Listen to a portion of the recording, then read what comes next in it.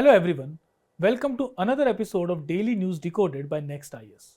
Today we are going to cover following topics. The first one is inflation falls to 4-month low. Second topic is UK Mauritius site progress in Chagos Island discussion. Third one is Makar Sankranti festival celebrated all across India. And last topic will be the way forward for PM-KISAN. The first topic is inflation falls to a 4-month low in December. Now this topic becomes important from GS3 point of view from the mains point perspective, and it is also important from prelims perspective. So this topic becomes very important.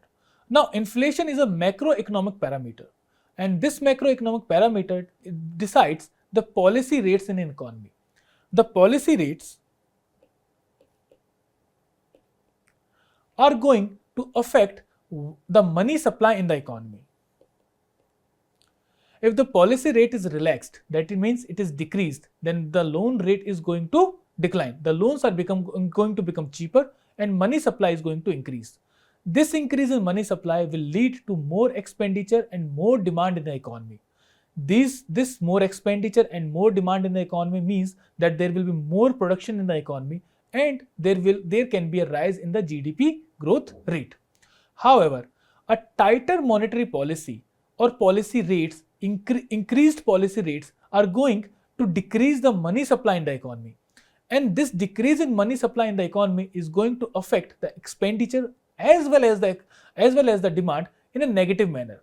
And this negative impact on demand and expenditure is going to affect the GDP growth rate in negative manner. So inflation becomes a very important macroeconomic parameter based upon which the future of the economy is decided. Now, before moving ahead, let's see what kind of question UPSC has asked from this part. In the mains 2019, UPSC has asked this question. It says, do you agree with the view of steady GDP growth and low inflation have left Indian economy in good shape? So this was basically an analytical type of question, and it was basically dependent upon the higher GDP growth rate and a low inflation rate in the economy at that time. Based upon that, this question was asked. What was the impact of these two parameters on the Indian economy? The question was based upon that thing. Now, in the prelims portion also, UPSC has regularly touched this area. One of the question here is that it has asked the difference between the WPI and CPI, and based upon this, the question was asked. So it was a prelims based question. Now, next we move ahead with what is inflation actually. Inflation means a general price rise in goods and services in an economy. And this inflation have both positive and negative connotations. Positive connotation means that if inflation is not there in the economy, then there will be no incentive in economy to produce more. Because when you are producing more, when you are working more, you need a hike in your salary, you need a hike in your income. And inflation provides that psychological benefit of having a hike in the salary or income. So inflation becomes important because it provides incentive for further production in the economy. Now, inflation up to a level of 6% can be said that it is very much needed.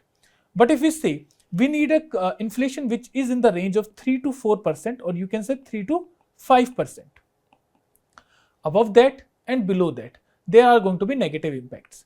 If the inflation is below 3%, then it becomes creeping inflation, that the price rise is very, very slow. So it somehow disincentivizes more production in the economy because the price is not rising, the income is not rising. Secondly, if it increases beyond 5%, then it means the economy is moving towards a higher inflation zone. And this higher inflation zone affects the saving as well as the expenditure capability of the individuals. For example, the walking inflation, which ranges from 3 to 10%, provides a warning for the future that we need to control it and we need to make it in the bracket of 3 to 5% inflation, so that it is very much needed in the economy. Secondly, if it increases much more, that it goes beyond 10 to 50%, then it is known as galloping inflation. That means the economy is now moving towards crisis. And the next thing that comes is the hyperinflation. In the hyperinflation, the inflation rate is more than 50%, and it can lead to failure of the currency of that economy. So higher inflation is also very much very much negative, and a lower inflation is also not needed. So we need an inflation rate that is in between the limits of 3 to 5%, so that there is a good incentive in the economy to produce more, as well as it does not get out of the hand. So a balanced inflation rate we need in an economy. Now, inflation, why inflation is there? Inflation होता क्यों है? The inflation is basically due to two reasons. One is the demand pull inflation, second is the cost push inflation. Now, this demand pull inflation is due to various reasons. For example, the basic reason is if there is increase in the money supply in the economy. If the money supply increases, then there is going to be demand pull inflation. Money supply means कि लोगों के पास ज़्यादा पैसा है. The people are having more money with them, and due to this extra money that they have a tendency to spend more. When they are going to spend more, they are going to demand more.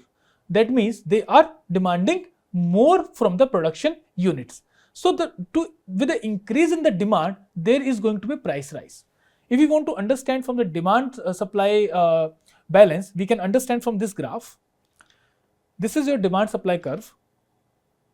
This is price and this is quantity on the x-axis. And this is your price. Now this is your demand curve and this is your supply curve in the dotted lines. S denotes demand and D denotes demand and S denotes supply. Now when there is increase in the demand means that your demand is moving towards the right side. So there is increase in the demand. Now this increase in the demand leads to rise in price. How? For example, this was the equilibrium price for quantity 1. Now this was price 1. Now for this same quantity 1, the price increases to P2. So with the demand pull inflation means that there is increase in the demand which is leading to increase in the prices of the commodities. So this is your demand pull inflation. And demand pull inflation depends upon the money supply. If the money supply is increasing, that means there is going to be more demand and that means there is going to be a price rise. Now this money supply can increase due to relaxation in the policy rates, due to rise in income levels. It can be due to these things. Then third one, it can also be due to rise in public expenditure. Also, it can increase due to more borrowings by the government, because if government borrows more, it is going to put more money in the public expenditure and it is going to increase the money supply in the economy. So these are the various factors due to which demand pull inflation occurs. Now second factor is cost push inflation. Now in the cost push inflation, what happens is that there are supply side constraints. There are supply side constraints which leads to increase in the production cost, and this increase in the production cost leads to rise in the prices of the commodities and the services. Now why do this happen? Cost push inflation can be due to rise in the cost of the factors of production. I hope you know what are the factors of production: land, labor and capital. So if there is increase in the income levels or remuneration levels of the land, labor or capital, then there is going to be a supply side constraint. Now second thing is that if the supply is not going to the market and it is moving somewhere else, for example, the rise in exports. If the exports are rising, that means for the domestic territory, for the domestic economy, there is less number of products that are available there. And due to this decline or this limited supply to the domestic economy, it leads to rise in the prices. Next is there can be artificial scarcities also, जैसे hoarding वगैरह हो सकता है. Due to that hoarding or these factors, there can be a price rise. ये usually vegetables के case में होता है, जैसे onion हो गया, hoarding हो जाती है, जिसकी वजह से price rise हो जाता है. तो that also leads to inflation in the economy. Now there can be other factors, industrial disputes हो सकते हैं और चीजें हो सकती हैं जिसकी वजह से जो supply side है उस पे कहीं ना कहीं constraint पड़ता है और that leads to rise in the prices. So there are basically two factors: demand push inflation and cost push inflation. Now next thing is how we measure inflation. Inflation is measured by WPI, CPI and GDP deflator. WPI is wholesale price index.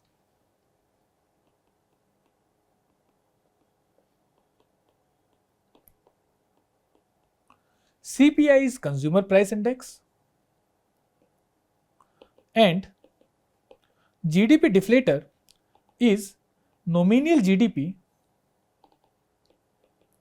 over real GDP.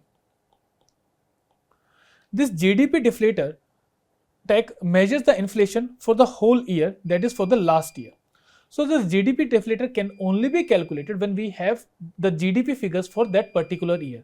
तो एक साल के बाद ही हमें पता चलेगा कि GDP deflator कितना है, यानी इन्फ्लेशन कितनी थी according to the GDP deflator. Although GDP deflator is a very broader, although GDP covers everything, so it gives the overall inflation in the economy. But because it needs a larger time scale, we cannot use it to tackle the inflation.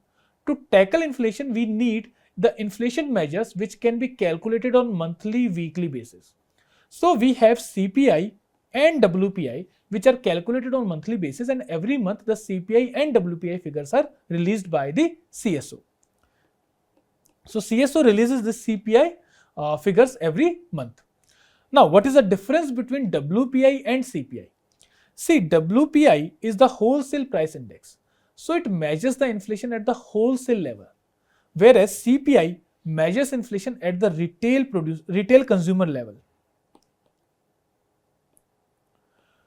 CPI calculates what actual impact the inflation is having on the retail consumers, that is on us. That's why we use CPI as our headline inflation, and CPI is used as the basis for framing our monetary policy. So CPI here becomes important, and the data that we are discussing here talks about the CPI inflation only. Now next is, what is CPI index? Now the CPI index, there are basically 6 indexes here. There is one index that is calculated by the Labor Bureau, and another one is calculated by the NSO or National Statistical Organization, which comes under Ministry of Statistics and Program Implementation. Now Labor Bureau calculates CPI for workers, industrial workers, then for agricultural laborers and for rural laborers. So these 3 parameters, these 3 indexes are calculated by the Labor Bureau. Now the thing that we are talking about here is the calculation by the NSO. NSO calculates CPI for rural areas, for the urban areas, and for a combined, that is combination of both rural areas as well as urban areas. Now coming back to the news, the inflation have been at a 4-month low in December. Let's see here. In December, the inflation came to 5.22 from 5.48%, and it was earlier 6.21%. So for the past 3 months, there have been a consistent decline in the inflation rate, and it is positive for us because it is showing that our economy is moving towards a more stable condition. Now what becomes important here is that we have a base rate of 4%, that is Monetary Policy Committee has a mandate that it has to maintain the inflation around 4%, and the range can be -2% to +2%. That means the inflation band that we have is 2% to 6%, and it is positive for us that now inflation is under 6%. So it becomes important that we are now in the reasonable band of the inflation that has been assigned to the Monetary Policy Committee. But still we are very much close to the 6%. We need to come to the 4% inflation rate. If we see the rural and urban areas, we find that in both rural and urban areas, there has been a decline in the inflation. However, the inflation rate in rural areas is still high, 5.76%, and in urban areas it is 4.58%. Now this decline in the inflation is basically due to the decline in inflation in the food and beverages sector. The inflation in the food and beverages sector has declined from 8.2% to 7.29%. So basically this decline in CPI or in headline inflation is due to the decline in the food inflation. That is important for us because food and beverages constitute a 46% of the total CPI index. So 46% of the CPI inflation is calculated from the food and beverages sector. Next important point here is that the core inflation has not shown much decline. It is still at 3.6%. So these are the two takeaways from here, that food inflation has declined and the core inflation is more or less stable around 3.6%. Now what is this core inflation? Earlier what we see is that the inflation figures are given in three parameters. One is headline inflation, second is core inflation, and third one is refined core inflation. Headline inflation is simply the CPI, the consumer price index. It includes everything: food and beverages, miscellaneous, fuel and light, housing, clothing, pan tobacco and intoxicants. So it includes everything. Now what we find is that food and beverages and this fuel and light. Now what we see is that in CPI there are basically two types of items. One are volatile items and another are non-volatile items. The volatile items means that their price fluctuations are very high. For example, food and beverages. अगर कुछ भी छोटा सा होगा तो food के prices एकदम से ऊपर शूट अप कर जाएंगे. Secondly, fuel and light. These prices also shoot up. For example, Russia-Ukraine war, it happened and the crude oil prices eventually went up. Secondly, Israel-Palestine war, the fuel prices again went up. So these are very much volatile items and their prices depends upon various factors. Now when we include these items in CPI, we are not getting a true picture of how well the government is performing in controlling inflation, because some things are out of government's control as well. For that, we have a concept of core inflation. In core inflation, we are going to exclude the volatile elements like food and beverages and energy, and we are going to focus upon those areas which are not very much dependent upon other factors for the inflation part. It shows the true picture of inflation that the country is facing and the effects and the effort the government is taking to curb the inflation. Secondly, in this core inflation itself, there are some items like transport, which depends upon fuel cost of petrol and diesel. Now, when the fuel cost is increasing, we are already covering that in fuel prices. Again, in transportation, we are taking the fuel inflation into account. Now, to avoid these things, the concept of refined core inflation was introduced. In that, in miscellaneous, certain items which include the use of fuel have also been excluded. For example, transport and communication.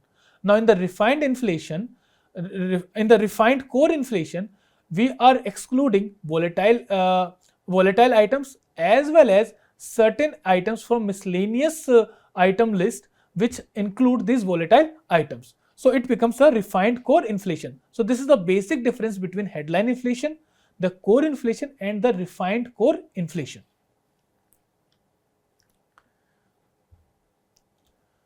Now next thing that comes to us, what are the reasons for decline in this inflation?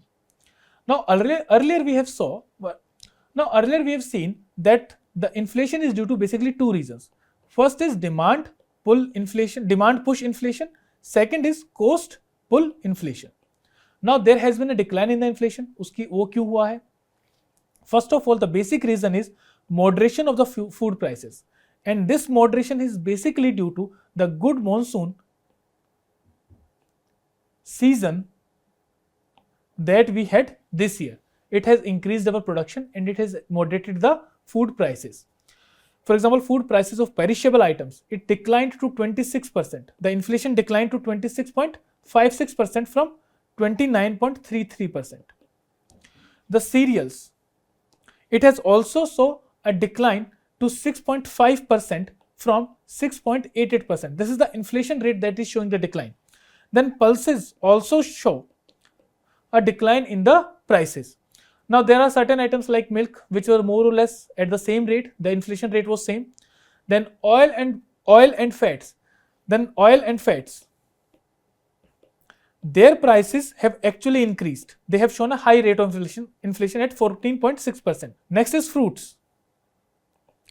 The inflation rate increased here. It was 8.49% and it was 7.68% in November. This 8.49% was in December. So the food prices have actually moderated and there has been a mixed response. Basically, it was led by the decline in the inflation rate in perishable items and the cereals, which led to decline in the food price inflation and ultimately decline in the CPI. Next thing, the monetary policy have been very effective. The Monetary Policy Committee have maintained a policy rate of 6.5% to control the inflation, to contain the inflation within the variable limits of 2 to 6%. Thirdly, there have been supply chain improvements which have reduced the logistic cost and which have actually helped in moderating the inflation rate. Next is the global commodity prices have also shown somehow stability, because now more or less the impact of the wars that are happening all over in the Western countries are not affecting inflation in a much bigger manner. The prices are almost stable. The last one is the base effect. Now we are following the base of 2012. As we are moving ahead, the base effect is having its impact and it is leading to less inflation rates. Now, as we were seeing, what is the role of MPC? MPC is your Monetary Policy Committee.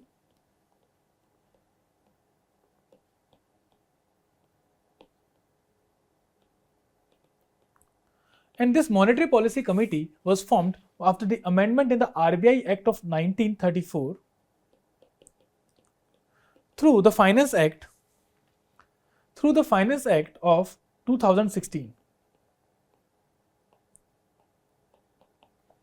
Now it formed the Monetary Policy Committee, and Monetary Policy Committee was assigned a task to contain the inflation, to control the inflation within limits of 2 to 6%. That is, base rate was 4% and plus minus 2%. So this was the limit that was given to the Monetary Policy Committee. Now this Monetary Policy Committee has equal members from RBI and from the central government. RBI Governor, RBI Deputy Governor, and one person nominated by the RBI Governor are members of this Monetary Policy Committee, and 3 members are appointed or recommended by the central government. So both of them sit together and take monetary policy decisions. Now what we have seen in the past is that at the time of COVID, to increase the expenditure, to increase the demand in the economy, the repo rate was declined. That is a policy rate. It was declined to 4% so that the loans become cheaper. There is more supply of money in the market and the people are able to buy more, so that we can actually increase the demand and we can start the engines of our economy after the COVID. Now it was observed that the inflation started increasing at a very high rate because the money supply was increasing in the economy.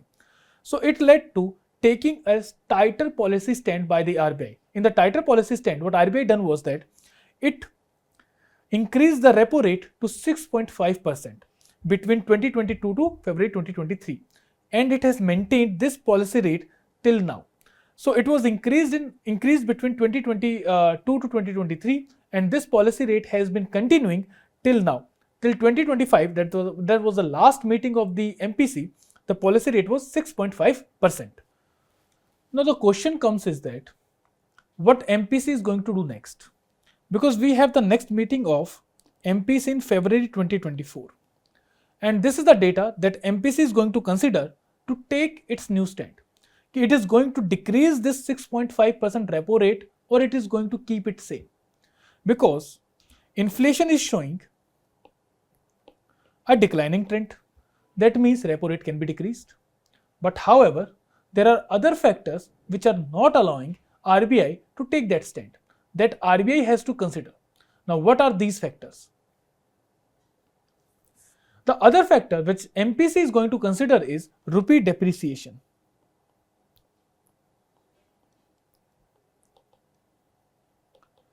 And the basic reason why this rupee depreciation is happening because of the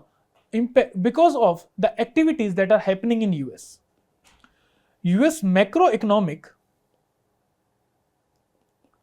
stability has improved, the unemployment rate has declined, and these factors have led US to tighten its monetary policy. So the US Federal Reserve, the US Federal Bank, is expected to increase its policy rate. And this increase in policy rate means that the money is going to flow out from India to US. Now, when money flows out from India to US, what it leads to? It leads to appreciation of dollar and depreciation of rupee. Now, the rupee today is at the lowest level. It is around 86 rupees, 86.40 rupees for $1. Now, this rupee depreciation, what it is going to do? It is going to import inflation. What does this term import inflation means? Import inflation simply means that when we are having a very depreciated value for our currency, then whatever we are importing, we will be importing it at a very higher rate. For example, crude oil. Now, when we are importing the crude oil at a higher rate, that means it is going to lead to a cost push inflation in our economy. And that's why the MPC is going to be very skeptical about decreasing the repo rate from 6.5% because rupee depreciation is coming its way.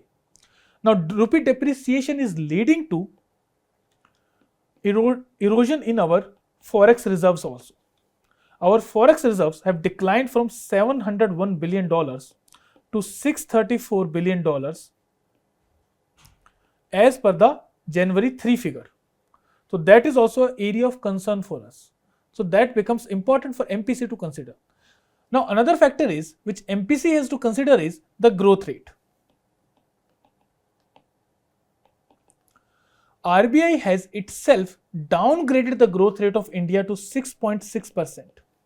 In quarter 2, there has been a slump and the growth rate was only 5.4%. Now, to increase the growth rate, the money supply has to increase.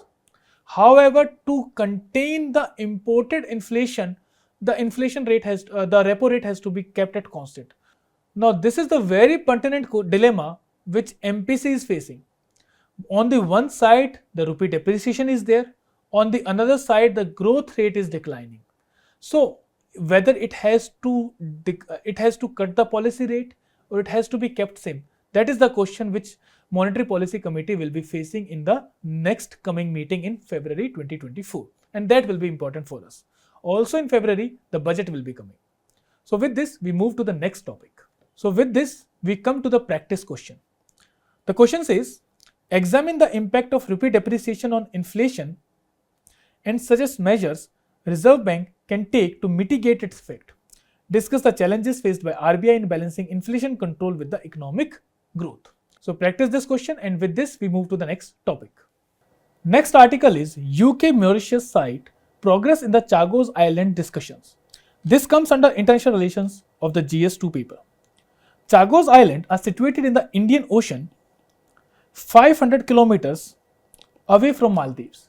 They are in the southern hemisphere, that is below the equator. Mauritius is here and Chagos are somewhere here. And Mauritius is claiming that Chagos are parts of a territory. And this has led Mauritius and UK to go to International Court of Justice. Previously, Chagos Islands were uninhabited, and in 18th century, the French, they brought the slave workers here for the coconut plantation. In 1814, this Chagos Island was ceded to the Britain, and afterward it became part of the British Indian Ocean Territory. So it has been the part of the British Indian Ocean Territory after the French have ceded them to the Britain. Now, in October 2024, Britain or UK agreed that it is going to transfer these islands to the Mauritius. But one contentious issue is still there, that is Diego Garcia. This Diego Garcia Island is very important here. It provides a strategic location for UK and USA because they are having a military base here. And this is the largest island of this archipelago. This archipelago consists of total 60 individual islands which are under 7 atolls. So there are 7 atolls and 60 islands in this Chagos archipelago. This Diego Garcia Island, where the US-UK military base is situated, it has provided a strategic location to them, as it has been very much instrumental in various wars like Gulf War or Afghanistan War or Iran War. So it becomes a contentious issue that they don't want to transfer these islands to the Mauritius. And this Diego Garcia military base was established in 1971. Until now, it has been in the working condition. Currently, there are 3,000 British and US military personnel which are stationed at this base. Now, next news article is about Makar Sankranti. Today is 14 January and we are celebrating Makar Sankranti in northern India, and it is being celebrated in various forms all over the India. Let's see how it is celebrated. It is part of your Indian art and culture of the GS1, and it becomes very much important from prelims as well as mains point of view. If we see the significance of Makar Sankranti is a significant Hindu festival across the India, and typically it marks the beginning of the sun's journey towards the northern hemisphere. This sun's journey towards the northern hemisphere is known as Uttaryana period. There are two periods, Dakshinyana and Uttaryana period, which are of 6 months each. So now the 6th month period of the Uttaryana starts. This Uttaryana means that sun was in the southern hemisphere. Now from here, the apparent position of the sun is going to move towards the northern hemisphere. It is after the winter solstice, if we really want to relate it with the geography portion. Now Makar Sankranti is celebrated because sun is transiting into the Makar Rashi or the Capricorn zodiac sign. It is a time for spiritual renewal, new beginnings, and expressing gratitude for the harvest season. It is celebrated in various forms all over the India. Let's see how. In the northern India, in Jammu and Kashmir, it is known as Shishur Sankrant. In Himachal Pradesh, it is known as Magh Sanji. In Uttarakhand, it is known as Ghungatiya. In Uttar Pradesh and Bihar and Jharkhand, it is known as Khichdi Parv. It is known as Magh Bihu in Assam. In West Bengal and Meghalaya and Tripura, it is known as Posh Sankranti. In the Chhattisgarh, it is known as Sakrat. Again, in Haryana, Rajasthan, it is known as Makar Sankranti. Again, in Madhya Pradesh as well as in Maharashtra, it is known as Makar Sankranti. It is known as Peda Ponduga in Andhra Pradesh and Telangana, and Pongal in Tamil Nadu. And in Kerala, it is known as Makara Vilakku. So it is celebrated in various forms all over the India on the same day. So it is a very auspicious festival for India. Second important thing about this festival is that all the festivals of India, or most of the festivals of India, are celebrated according to the lunar calendar. But this festival is celebrated according to the solar calendar. That's why it is around 14th or 15th January every year. Now this festival is celebrated in various forms. For example, as Khichdi Parv in Uttar Pradesh, Bihar and Jharkhand, Khichdi is prepared and it is distributed among friends and other people. Uttaryan in Gujarat, kite flying is observed. Even in Ahmedabad, there is an international kite festival that is conducted on this day. In Jaipur also we observe the kite festival. Lohri in Punjab, it is celebrated one day before, and there is bonfire and there are peanuts and revadis which are distributed and put into the fire. Then Tigul festival of Maharashtra. Tigul festival means Makar Sankranti itself. People exchange sesame seeds and jaggery as a symbol of friendship and goodwill. Pongal is celebrated in Tamil Nadu and Pongal sweet is prepared on this day. Then Parshuram Sanan is done in Arunachal Pradesh on the river Lohit. The holy bath is taken on this day. Magh Bihu in Assam, where bonfire and celebration of the harvest is done. Then Makar Sankranti in Odisha, where Makar Chaluka, a sweet rice dish, is prepared. Then Makaravillu in Kerala, a 7-day annual festival is held in the Sabrimala temple on the occasion of Makar Sankranti. So this Makar Sankranti festival is very important. Now based upon this, you have to attempt one question and you have to put your answer in the comment box. Now last topic is PM-KISAN or Pradhan Mantri Kisan Samman Nidhi. This comes under government scheme and can be used in paper 3 because specifically it is related with the agriculture part. Also it can be used in geography portion of the paper 1 where agriculture is also being covered. Now in this PM-KISAN scheme, what you have to remember, first of all, it is a center sector scheme and it comes under Ministry of Agriculture and Farmer Welfare. Now what is the objective of the scheme? The objective is to augment the income of the farmers and their families who have land holdings. The basic aim is to provide supplementary financial needs of the farmer. To provide these supplementary needs, a financial benefit of 6,000 per year will be provided and it will be provided in 3 installments of 2,000 rupees each. Now this scheme was originally started for small and marginal farmers, that is those farmers who are having land less than 2 hectares. That is 2 hectares, those farmers who are having less than 2 hectares of land. However, in 2019, this scheme was extended to all the farmers. That means even if a big farmer or a smaller farmer, everyone will be covered under this scheme. Now, one of the point which have to be pointed out in this scheme is that it does not cover the tenant farmers, which is also a very important portion of the farming community. Last point here is that the identification of the beneficiaries. The identification of the beneficiaries will be done by the state or union territory government itself. So the funds will be transferred by the central government. However, the identification of the beneficiaries will be done by the state governments itself. Now based upon this, you have to attempt one practice question and you have to post your answer in the comment box. With this, we conclude for the day. We hope that it would have been beneficial for you. Thank you very much.